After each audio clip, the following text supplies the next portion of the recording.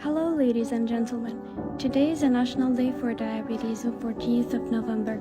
So what is diabetes? A metabolic disorder in which the body has a high sugar level for a pretty long period of time. Basically, we have three main types of diabetes: type 1 diabetes and type 2 diabetes and gestational diabetes. How to know if you have diabetes? Feeling hungry, feeling thirsty, high blood sugar. So, diabetes tests, each test to detect diabetes and pre-diabetes use a different measurement. The measurement of blood sugar level 140 milligram is a lower considered normal. The higher is abnormal. So as you know, diabetes disease is about managing your food. Managing your diabetes is not a science, it's an art. So I wish a healthy day for all of you.